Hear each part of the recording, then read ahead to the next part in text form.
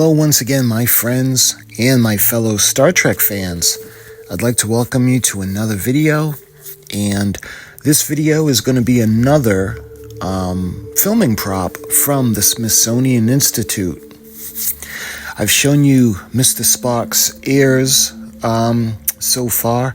I've also shown you the filming model of the D7, the Klingon ship, and I've shown you the glorious 11-foot Enterprise model at the Smithsonian.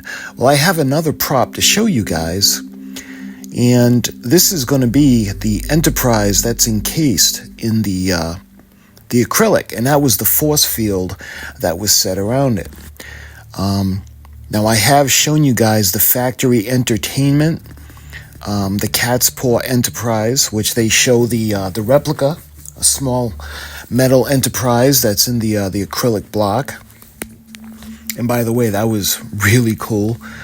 I've also done the episode breakdown of Catspaw, which is the episode that they're referring to. This is in the National Air and Space Museum at the Smithsonian. And this is this is in their words, the model Starship Enterprise in clear plastic block Star Trek.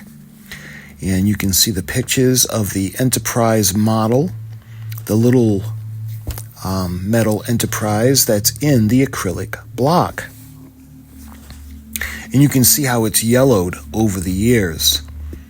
The one that I had shown you, it wasn't yellowed, it was nice and clear. At one time, that's what this looked like. The information on this is pretty interesting. This was made in 1967. And the manufacturer was made by David Bud Morton. And the materials are plastic, lucite, and white metal. And it gives the credit line to the gift of Walter M. Jeffries, and it's at the National Air and Space Museum. Now, as of right now, the display status, the display is not on display. It's either on loan or in storage. And the dimensions are 5 inches by 3 inches by 2.5 inches. And of course, it has, at one time, it had the metal chain coming out of the top, but that doesn't appear to be there anymore. The one that I showed you, the replica, did have that. The Starship Enterprise miniature model in a clear plastic block was a prop used in the original Star Trek television series. It aired from 1966 to 1969. This model appeared in episode number 30. The title of the episode was called Catspaw and directed by Joseph Pevney, which first aired on October 27th of 1967 during the show's second season. The episode had a Halloween theme in which the U.S.S. Enterprise encountered witches, black cats, and haunted castles on planet Pyris VII. As part of the story, the head witch which dangled a Starship Enterprise charm over a flame and threatened Captain Kirk to do her bidding while the crew of the ship became anxious about the sudden rise in temperature aboard the real ship. When the miniature Enterprise is then encased in crystal, the clear plastic block, the real ship finds itself surrounded by a force field. Now, what they're referring to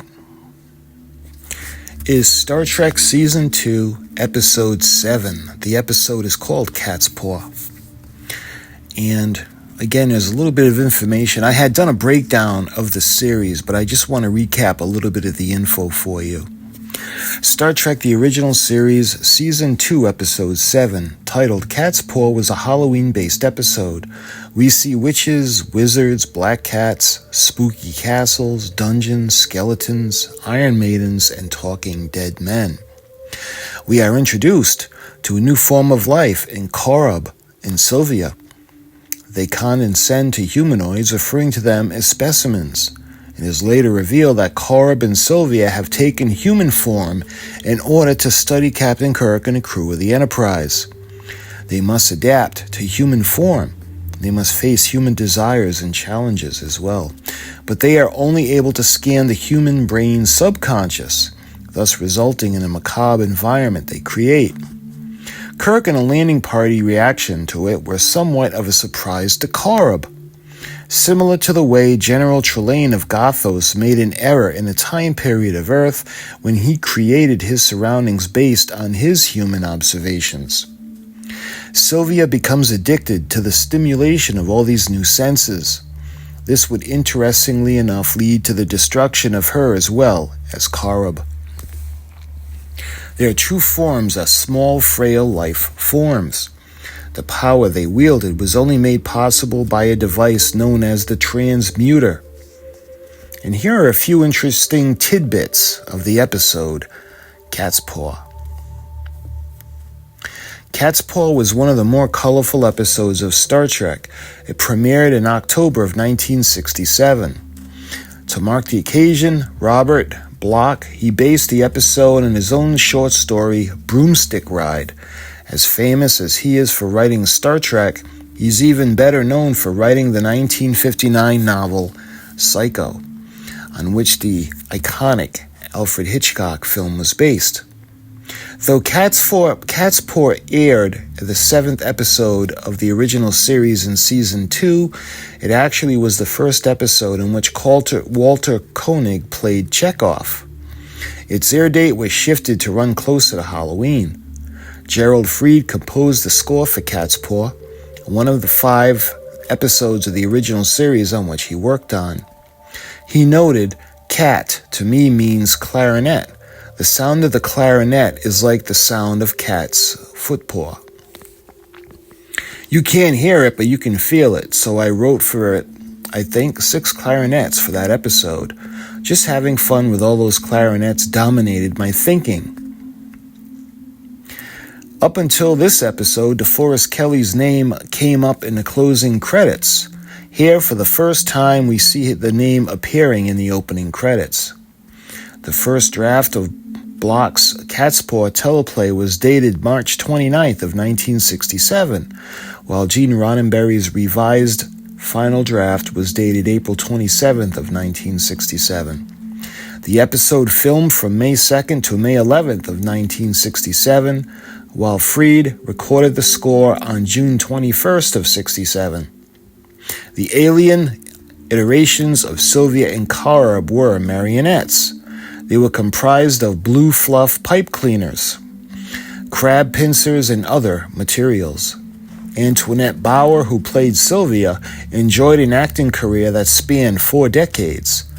Among her many credits were Have Gun Will Travel, The Twilight Zone, The Fugitive, Mission Impossible, Columbo, The $6 Million Man, Prom Night, The Evil That Men Do, and Neon Rider. Bauer turned 85 on September 30th and still makes an occasional appearance at autograph shows. Theo Marcus, who played Korab, perished in a car accident barely 1 month after the episode aired. Often cast as a baddie, Marcus's other credits include The $1 Million Man, Camera, Peter Gunn, Perry Mason, in Twilight Zone, The Outer Limits, Batman, Hogan's Heroes, and The Wild Wild West. The Enterprise charm with the Enterprise and Lucite. That can be seen in all its glory at the Smithsonian Institute, the Air and Space Museum. And this episode took place on Stardate 3018.2. So that is a little bit of my information for the episode. Getting back to the Smithsonian piece, in 1973, Star Trek designer Walter Matt Jeffries, donated this miniature to the museum, along with a production model of the Klingon battle cruiser. And again, I had shown you guys that already. So this is inventory number A1974048300. And this is the Enterprise. She's in the force field, and you can see the pictures that they show. It's just pretty amazing. The plastic block, the force field, and I feel like I actually own it since I've gotten the replica that I showed you guys. The factory entertainment replica looks amazing. So my friends, I just wanted to share this other piece with you from the Smithsonian in regards to the best show ever, Star Trek. So until my next video, I thank you so much for watching, and I'll talk to you guys real soon.